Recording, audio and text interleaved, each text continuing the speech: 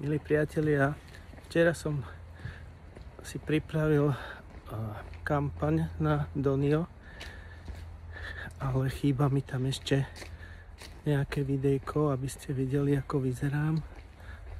Tak sa idem trošku prejsť von. Je nádherne, jesenné farby.